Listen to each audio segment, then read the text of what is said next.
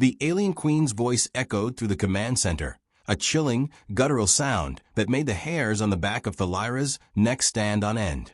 She had expected retaliation, but not like this. The screens before her flickered to life, displaying images of the queen's forces rallying, far stronger than anticipated. The pulse from Zoratha's ancient weapon had crippled the fleet, but now the queen was coming in person, an apex predator, capable of unimaginable destruction. "This is not a fight we can win with technology alone," the warlord muttered, his eyes fixed on the screen. "We need to adapt and fast." The Lyra felt a cold weight in her chest. The weapon had bought them time, but the queen's arrival meant they were no longer facing just an army. They were facing a being that had crushed civilizations with nothing but her will. And now, she was coming to Earth. "We can't fight her in the open," the Lyra said, her voice tight. "She'll level everything. We need to find a way to lure her into a trap. We have to take away her advantage." The warlord's gaze shifted from the screens to the Lyra. "You're not suggesting we face her head-on?" "I'm suggesting we force her into a position where she can't use her power," the Lyra replied, eyes steely.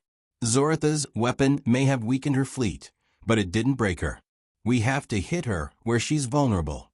For the first time, the warlord looked at her with something resembling respect. "All right, let's hear it."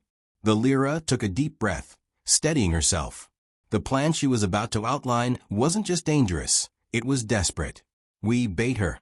We use a decoy fleet to draw her attention, and then we trap her in Earth's atmosphere. We fight her in a place where her ships can't maneuver, where she can't escape. It's a risk, but it's the only way we can take her down." The warlord studied her for a moment, then gave a short nod. "It's reckless, but we don't have the luxury of time. Get your team ready. We move in 2 hours." The room was filled with the quiet hum of preparation. Major Tomas and his crew began organizing the decoy fleet, while the Lyra turned to face the warlord again. She could feel the weight of a decision pressing on her, but there was no other choice. This was the only way to stop the queen. And yet, something gnawed at her. The queen was unlike any enemy they had faced. She was more than just a leader. She was a force of nature, an entity whose very presence seemed to twist reality around her. The closer they got to the showdown, the more the Lyra could feel the anxiety growing in her chest. "Are you sure about this?" the warlord asked, his voice low. The Lyra nodded. "I have to be." The decoy fleet was in place, a small group of warships that mirrored the strength of Earth's main fleet. It would have to be enough to draw the queen in. The warlord's forces were ready for the final confrontation, and Earth's military had mobilized faster than the Lyra could have imagined. The queen's massive flagship appeared in the distance, a dark shape against the backdrop of stars. It was more imposing than any of the Lyra's worst fears. As it drew closer, the air seemed to thicken, as if the universe itself was holding its breath. "Now," the Lyra ordered, watching the queen's ship approach the decoy fleet. The human fleet fired a volley, the decoy ships lighting up as the queen's forces retaliated with devastating power. The battle erupted in a flash of light, chaos breaking out across the sky. But it wasn't the decoys that had the Lyra's attention. It was the queen's ship. She was pulling into Earth's orbit, just as they had planned. "Lock the trap," the Lyra said, her heart pounding. The warlord's fleet moved into position, surrounding the queen's ship in a tight perimeter. It was now or never. The queen's forces were disorganized, her ships struggling to maintain their cohesion as the human fleet launched waves of attacks. And yet, the queen herself remained calm, her ship slowly shifting into position, as though she were savoring the chaos around her. Then, without warning, the queen's voice crackled over their comms, her presence somehow filling the space even through the speakers. "You think you can trap me, little human?" she purred, her voice like ice. "You have no idea what you're up against." The ground shook beneath the Lyra's feet as a pulse of energy burst from the queen's ship, a wave of destruction that rattled Earth's defenses. But it was too late. Her ship had been cornered. The Lyra felt a surge of adrenaline as the warlord issued the command. Now, the trap was sprung, but the Lyra couldn't shake the feeling that it wasn't enough. The queen had more power than they could comprehend. And soon, they would learn just how true that was. The fight was only beginning, and the Lyra knew one thing. In this new kind of war, the stakes had just been raised higher than anyone could have imagined. And this time, there would be no turning back.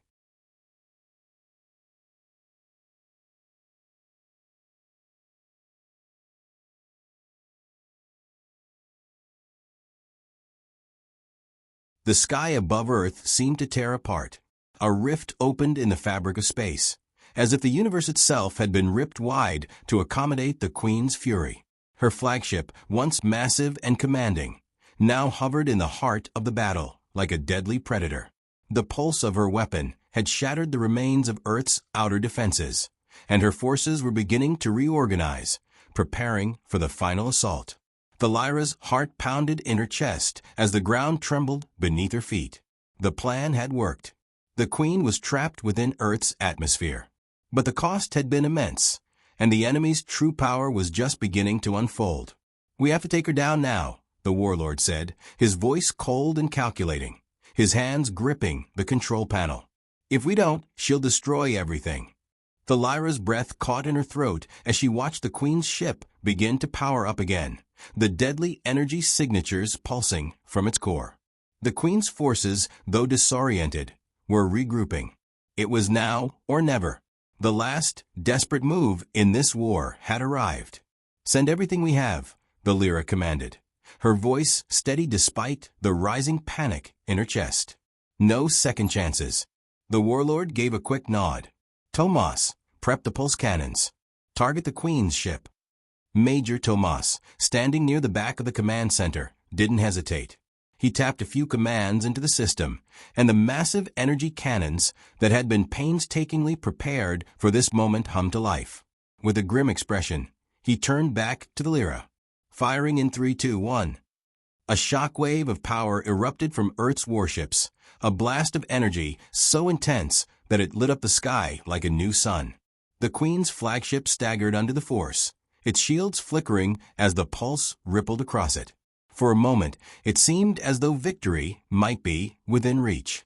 But then the Queen's ship righted itself with an eerie, unnatural grace, and the dark shape of it loomed larger than ever. "Not enough," the warlord muttered, his eyes narrowing. "She's too strong." The Lyra's gut twisted. She knew the Queen was powerful. But this was something else. She had faced the destruction of her world, the fall of her people, and still, the Queen was a force that bent the very rules of warfare. She wasn't just an invader. She was an ancient, unstoppable force. And yet, there was no time for fear. There was no time for hesitation. "Fire again," the Lyra ordered, her voice ringing out in the chaos. The cannon's hum filled the air once more, and another shot blasted toward the Queen's ship, this one more concentrated, more desperate. The Queen's ship absorbed the blast. The shield shimmered but held. A shrill, mocking laugh echoed through the comms, cold and deadly. "Pathetic humans.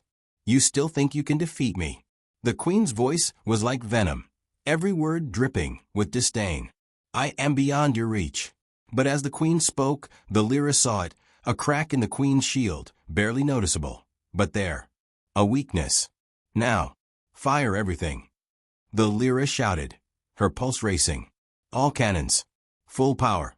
The warlord nodded sharply. "Tomas, make it count." The entire fleet unleashed a barrage of firepower, every weapon they had aimed at the Queen's ship. The concentrated assault hit the crack in her shield, forcing it to buckle. It wasn't much, but it was enough.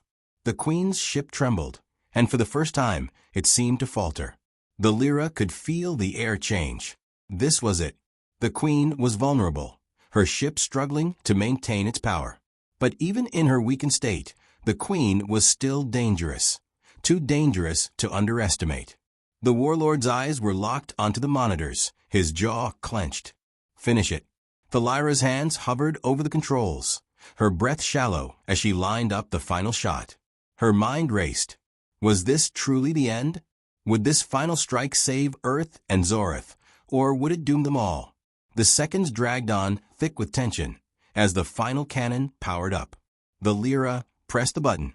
The blast tore through space, an explosion of energy that consumed the Queen's flagship in a blinding flash. For a moment, nothing else existed, just the brilliance of that final, decisive strike. And then silence. The warlord exhaled slowly, his face unreadable as the monitors flickered. Did we do it? Thalira's heart raced as the data came in. The Queen's ship was gone, reduced to nothing but fragments scattered across the heavens. Earth's atmosphere had been spared, but the battle was far from over. The galaxy would remember this day, but what it would remember was still uncertain. "We've won," Valera said, her voice hoarse. But as she looked at the stars, she couldn't shake the feeling that this was just the beginning. The true cost of victory had yet to reveal itself. The siren screamed across Earth's military compound, a sharp, jarring noise that sent a ripple of panic through the soldiers. The Lyra stood at the command center, her eyes locked on the incoming alien fleet, now clearly visible on every monitor. The countdown to their arrival was painfully short, minutes, maybe seconds. It wasn't enough time. The warlord stood beside her, his jaw set tight, his eyes scanning the data. The alien ships, impossibly massive, were now in range, their weapons primed and ready. The Lyra had known this day would come, but seeing it so close, so real, was a different terror altogether. This was no longer a battle for survival. This was the final stand. "You have one shot," the warlord said, his voice low, rough. "We need to disable their fleet before they fire. Can you do it?" Thalira's heart thundered in her chest. Her people had the technology, but not the firepower to compete with the sheer scale of the enemy. The moment they engaged, Earth would become ground zero for a galactic war. And yet, there was an opening, an ancient weapon hidden in the ruins of her kingdom, a weapon capable of disabling entire fleets with a single pulse. It would cost them everything, but the alternative was worse. "I can," Valera said, her voice steady despite the gnawing doubt. She had no choice now. Zoratha's survival depended on her willingness to sacrifice everything, even herself. She turned sharply to Major Tomas, who was preparing the launch coordinates for their remaining warships. "Give me access to the weapons system," she commanded.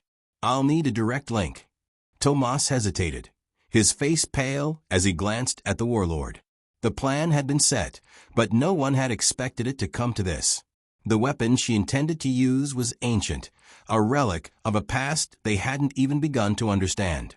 It was unstable, unpredictable, and potentially deadly. "Are you sure about this?" Tomas asked. "I'm not sure of anything," Valera replied. "But we don't have time to debate." With a nod, Tomas activated the system, feeding the data through to Thalira's portable interface. The weapon's blueprints flickered across the screen, its energy levels dangerously high. She knew the risks all too well. The feedback from the pulse could tear apart everything in its radius, potentially even destroy Earth's defense grid. Yet it was their only hope. The warlord stepped forward, his face unreadable. "Once you fire it, there's no turning back. And there's a good chance it will kill you." "I know." Thalira's voice was calm, almost resigned. "But we're out of options. I can't allow the aliens to wipe us out." "Then let's make sure it works." She could hear the gravity in his words, but his gaze was unwavering. It was a strange thing, standing beside him now, once her enemy, now her ally, and perhaps more than that. But there was no room for hesitation, no time for sentiment. The choice had already been made. The Lyra activated the weapon. Her fingers hovered above the interface, heart racing. The alien fleet was nearly within firing range, their massive cannons beginning to charge. Every passing second felt like an eternity, the pressure mounting. "Ready when you are," Major Tomas called, his voice a mix of tension and hope. Thalira's breath caught. She could feel it, the weight of the universe bearing down on her. The weapon was alive, humming with energy, as if it could sense the decision she was about to make. But then, just as she was about to press the button, something unexpected happened. The warlord placed a hand on her shoulder, his grip firm, grounding. "The Lyra," he said, his voice soft. "If you fire this, you may not make it out alive. You've already given everything, your people, your life. Don't sacrifice yourself if there's another way." For the first time since her arrival on Earth, she felt the intensity of his words.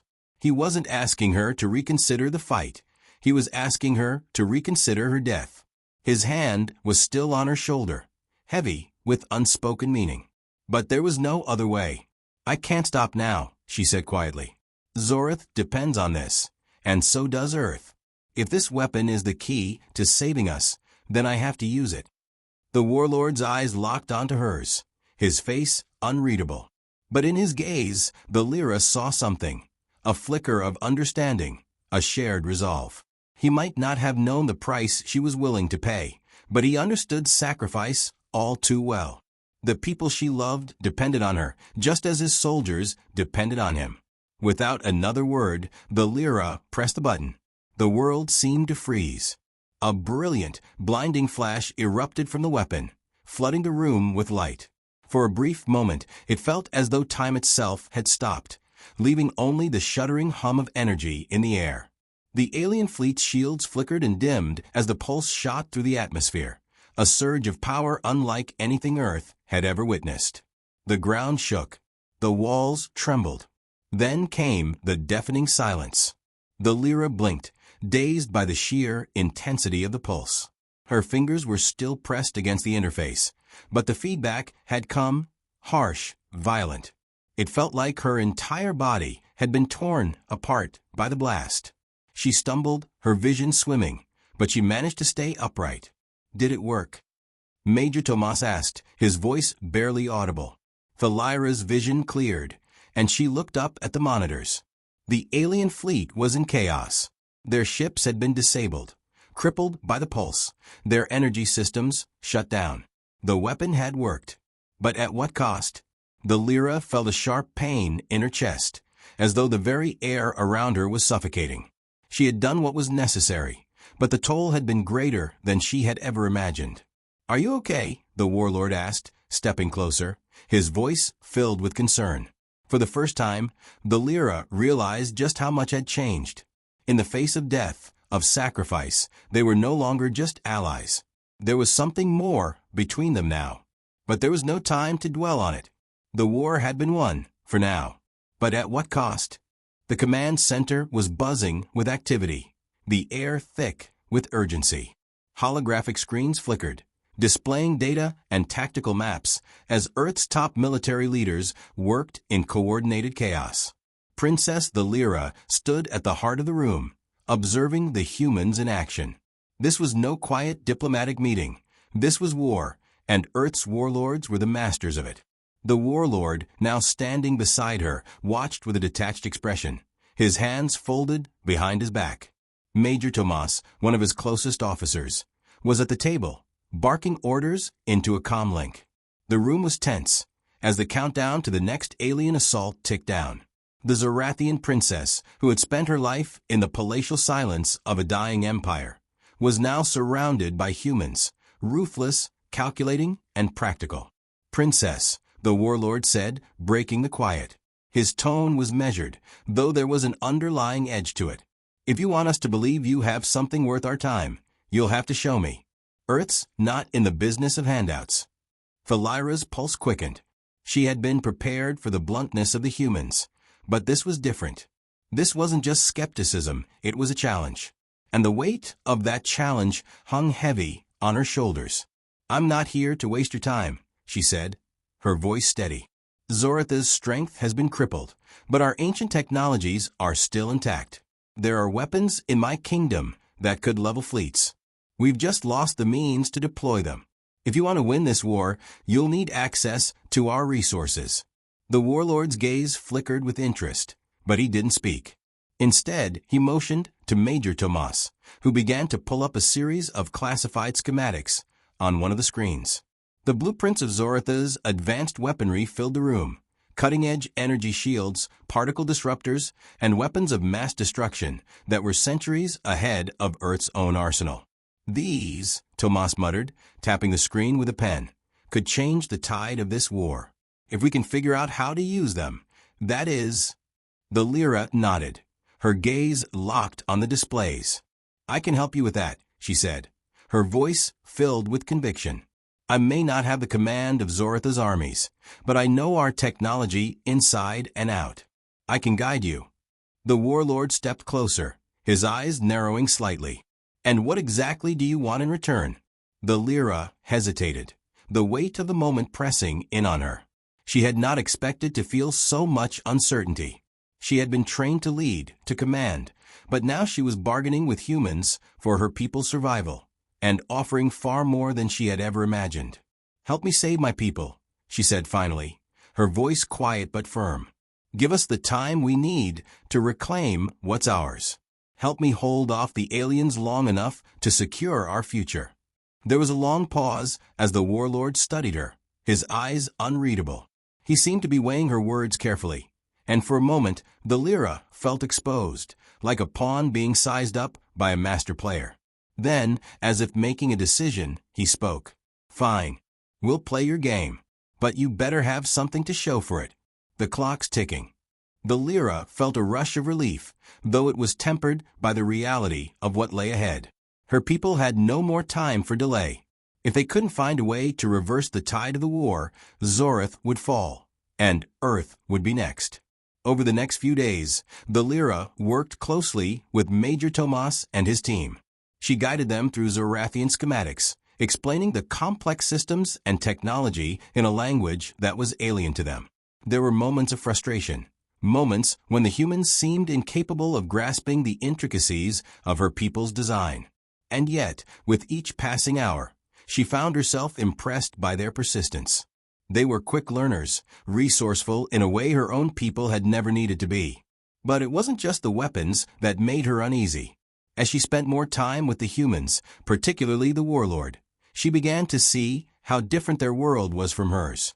Where Zorath was steeped in tradition and diplomacy, Earth thrived on pragmatism and brutal efficiency.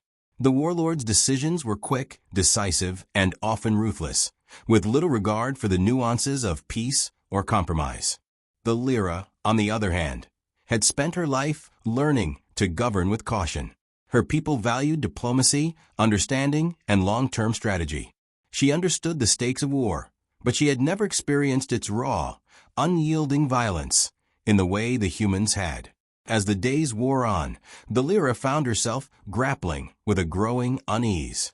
She was learning to respect the humans' ways, but it was becoming increasingly clear that in their world, weakness was a liability. They didn't have the luxury of ideals. One evening, as the team gathered around a table to discuss the final stages of their preparations, the Lyra found herself sitting next to the warlord. His presence was imposing, his silence heavy. "You seem different from your mother," he said suddenly, his voice low. The Lyra looked at him, startled by the personal nature of the comment. "My mother made the hard decisions. She did what needed to be done." The warlord nodded, his eyes hardening. "I know, and you'll need to do the same. If you want to survive here, and if you want to save your people, you'll have to be more than a diplomat." Lyra's breath caught in her throat. "And what is it you want me to be?" "A warrior," he replied, his gaze unwavering. For the first time since arriving on Earth, the Lyra understood what it meant to truly sacrifice. Her people's survival might cost her far more than she had ever anticipated. In the days that followed, the fragile alliance between Zorath and Earth grew stronger. And so too did the bond between the Lyra and the warlord, an uneasy understanding, forged in the fires of war and survival. But as the final assault loomed, the Lyra knew one truth. She would have to change. For the survival of her people, she would need to be something she had never thought possible. A true warrior. The roar of the ship's engines was deafening as the sleek, silver vessel descended into Earth's atmosphere. Inside, Princess the Lyra could feel her pulse quicken, her stomach a knot of unease. Her eyes flicked to the viewing port, where the blue and white planet loomed ever closer, its surface dotted with oceans and continents she had only ever heard of. Earth, a world of humans, primitive by Zorathian standards. Yet, her mother had insisted they were her people's only hope. As the transport ship broke through the clouds, the Lyra braced herself for the unknown. She had been briefed on Earth's customs, their technology, and the complexity of their world's power structure. But nothing could prepare her for the sight of Earth's sprawling cities and the military compound below, its infrastructure as massive and organized as any of Zorath's, yet entirely foreign to her. The landing was smoother than expected, the ship touching down with a soft thud on the designated landing pad. Immediately, the doors hissed open, revealing a sea of human soldiers standing at attention. Their uniforms were stark, dark, tactical, with subtle metallic accents, but their eyes held something unexpected: curiosity.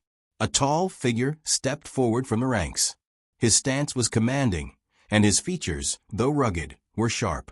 His black uniform, adorned with a series of insignia that indicated rank and experience, marked him as their leader. He was a human warlord, as her mother had described, someone who commanded respect through sheer force of will, capable of turning the tide of battle with one decisive move. The Lyra felt the weight of the moment pressing in on her. The air around her seemed to thrum with tension, and she instinctively straightened her posture, a Zorathian princess preparing to face an entirely new kind of power. "Princess the Lyra," the warlord greeted, his voice deep and measured. His eyes locked onto hers with an intensity that sent a jolt through her. "Welcome to Earth." "I did not come here for pleasantries," she replied, her voice clear but strained. "I came because my people are dying, and you are our last hope." The warlord's expression flickered, briefly, imperceptibly, before he nodded. "You'll find we're not in the business of charity. If you're here to negotiate an alliance, then speak plainly. What do you want from us, princess?" Lyra's eyes narrowed. She had expected his bluntness, but it still stung. She was not accustomed to dealing with beings so direct, so unbothered by the formalities of their kind. Yet she understood the nature of this exchange. The Zorathians were offering their most prized possession, a royal daughter, one who could prove useful in their fight. And the humans, at least this human, wanted something in return. "I offer my allegiance, my people's resources, and she hesitated, myself if necessary. If you help us in this war, I will do whatever it takes to ensure that Zorath survives." The warlord studied her, his gaze unwavering. For a long moment, the silence stretched, heavy and uncomfortable. Lyra's heart beat faster with the anticipation of his response, her eyes tracing the rigid lines of his uniform, the slight twitch in his jaw. Finally, he spoke. "What would your mother say about that?" he asked, his tone almost mocking. The Lyra stiffened. Her mother's sacrifice had been absolute. The queen had never asked her daughter to make such a pledge, yet here she was, standing on a strange world, prepared to offer everything for the survival of Zorath. But she could not reveal the depths of her vulnerability. "Not now." "My mother knows the stakes," the Lyra said, her voice firm. "And so do I." The warlord seemed satisfied with her answer, though his expression remained unreadable. "You'll need to do more than offer yourself," he said, his words cool and practical. "This war will demand more than what you're offering. I've seen the Zorathian fleet. Your forces are nearly extinct. You're not bringing much to the table." Lyra's gaze hardened. She had expected to feel resentment, anger even. But there was only the cold weight of reality. He was right. Zorath's military might had been shattered, their once glorious ships now scattered and damaged beyond repair. The only thing that could change the outcome of this war was humanity's firepower, and the unyielding tenacity of the humans themselves. "I am not here to make demands," she said, her voice steady despite the storm of emotions threatening to tear her apart. "I am here to offer whatever I can. If Earth refuses, then Zorath will fall, and Earth will be next." A flicker of something passed through the warlord's eyes, understanding, perhaps. Or was it something else? Whatever it was fleeting, gone before the Lyra could place it. The warlord turned his back, signaling for his soldiers to step aside. "Follow me," he commanded, his voice now softened, though there was no mistaking the power behind it. "You'll meet the rest of our command team. We'll see what we can do with your offer." As the Lyra followed him into the depths of the human military complex, she felt the weight of her people's future pressing heavily on her shoulders. This was no longer a simple diplomatic mission. It was the first step in a much larger game, one where every decision, every word, could determine the survival of two worlds. She had no choice but to play her part. For Zorith, for her mother, for the future, and for Earth, whether it realized it or not. The alien ships hung in the sky like looming shadows, their cold, metal surfaces reflecting the dying light of Zoritha's twin suns. The kingdom of Zorith, once a beacon of power in the galaxy, now stood on the edge of annihilation. Queen Lyra, ruler of this ancient civilization, stood in the royal palace's grand hall, her dark eyes fixed on the holographic display of her empire's downfall. Her enemies had come in waves, swarms of alien fleets too vast to count, led by beings whose hatred for the Zorathians ran deeper than blood. Every attempt to negotiate, to turn the tide, had failed. The kingdom's once mighty forces were scattered, broken, and outmatched. The situation had reached a point of no return. Yet, in the face of impending doom, Lyra knew there was only one chance left, a chance she had long dreaded, but now saw as the only path to salvation. "Your Majesty," came the voice of her most trusted advisor, General Zakir, his tone sharp with urgency. "The invasion fleet is less than a day away. We are out of time." Queen Lyra turned slowly, her regal posture unwavering despite the weight of her decision. She could feel the eyes of her people upon her, even if they weren't in the room. Their hopes, their very survival, rested on the choices she made now. "I know," she said softly, her voice carrying the weight of centuries. "But I have a plan." Zakir raised an eyebrow. "You don't mean?" Lyra nodded. "I do. We will seek the help of Earth." The general's face twisted in confusion. "Earth? They are primitive, unprepared. Why would we trust them?" "Because they are humanity," Lyra replied, her gaze turning towards the distant view of the planet, a blue and green gem in the vastness of space. "Their warriors are unlike any we have faced. They are reckless, fearless, and driven by something we cannot understand. They can save us." Zakir was silent for a moment, processing the magnitude of the decision. The Zorathian people had always prided themselves on their strength, their ancient technology, and their untouchable status in the galaxy. The idea of appealing to a race so young, so untamed, felt almost beneath them. Yet, here they were, on the brink of total destruction. "We do not have the luxury of pride," Lyra added, her voice cutting through the silence.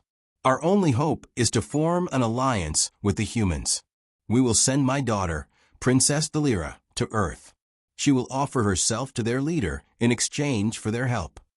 Zakir's eyes widened. "Your daughter?" he asked, his voice laced with disbelief. "She is the heir to your throne. To send her." "I have no choice," Lyra interrupted. "The humans may be unpredictable, but their strength is undeniable. We need them. And Delira is the only one who can make this pact. She will offer them what they desire in exchange for their protection, an alliance, a marriage, if necessary. The fate of our people is in her hands." The general stood motionless, torn between duty and disbelief. The princess, Lyra's only child, had never been prepared for such a burden. She was young, inexperienced, and had spent her life sheltered within the palace. Yet there was no one else. The Lyra was their last hope, and the queen knew it. In a final act of defiance against the galaxy's impending darkness, Lyra ordered the formation of the diplomatic mission. Within hours, the Lyra would depart for Earth. The princess stood at the balcony of her chambers, gazing out at the crimson sky. She had never seen Zorith like this. The fear in the streets, the whispers of defeat. The kingdom was crumbling, and the weight of her mother's decision pressed heavily on her chest. She had heard the rumors, of course. The queen's desperation, the decision to send her to Earth, a planet on the other side of the galaxy. The Lyra had never wanted this. She had always imagined her future differently, leading Zorith, not giving herself to some human warlord to save their world. Yet here she was, standing at the precipice of her fate. A soft knock at her door broke the silence. The Lyra turned, her heart heavy with the realization that this moment was inevitable. "Princess," Zakir's voice called from the other side. "It's time." With one last glance at her home, the Lyra turned away from the view, her resolve hardening. There was no turning back now. "I am ready," she said, her voice steady, despite the uncertainty clawing at her heart. As she stepped into the transport ship, she could already feel the weight of the galaxy shifting beneath her. She was the last hope of Zorith, and now the fate of an entire kingdom rested in her hands. In the distance, Earth awaited, and with it, a future that neither the Lyra nor the humans could have predicted. This opening sets the stage for a high-stakes intergalactic drama, where personal sacrifice and survival hinge on a fragile alliance between two very different worlds.